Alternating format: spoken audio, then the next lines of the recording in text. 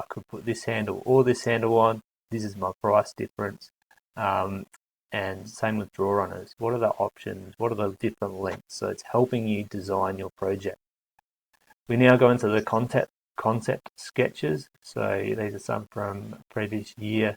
Some nice clear concept sketches. This is some of my concept sketches, super quick, but different configurations and just exploring options.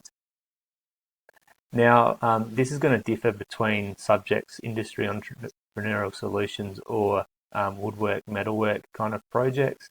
If you need lots of fittings and fixtures and components, you might be able to do this with some links to where you got them and costs and images of what you're making.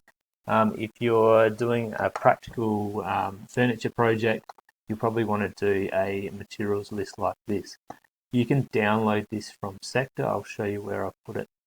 You'll just have to delete the other students on the columns at the top. So that will provide you with your what we've ordered for you. You might need to do some adjustments. So now we're knuckling down into the technical drawings. Now you can do hand drawings for this, but they have to be really neat. So we've explored options up here, but now we're going into the technical drawings. If you're aiming at a really high grade, I'd be doing Fusion. It's really that simple. We've tried to introduce Fusion in several years before. So from year 7 up, every year we should have been doing some Fusion work. So it's up to you now to implement those skills. I've got some resources I'll show you in a second for that. The coding, just ignore that if you're doing the woodwork project. Here's some examples of some technical drawings. So we've got, this is a little lamp project that I did in metalwork. This would be perfect. It's an exploded view. It's got an orthogonal front, top and side view, a little 3D view and an exploded view with a parts list. If you could produce something like that, it would be amazing. I'll point you in the right position where the resources are. And this is a rendered project. Now, if you don't have the Fusion skills and you're not willing to do it, some nice hand drawings that are essential in this section.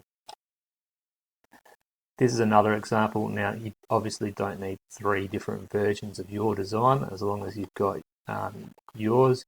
I have written up here that option 1, 2, and 3 would be preferred or perfect. Once you've got one model, you can modify that. And I'm kind of trying to refer to this. If you could have 3 different options of modified designs, longer legs, just some changes in the design, it would look awesome, but it just depends how much time you're going to commit to it. The product reflection, this is the product record. We've recommended in the past that students do 3-minute videos. That's equivalent to the 500 words, and you get to communicate this by videoing your product and talking about how you put it together, the mistakes that occurred. If you do that, I'd put an image of your product here, and then I'd write a link to where you can access that video. You can embed it. I'm happy to host it on my YouTube channel as a private unlisted link, so that would be a safe place to put it.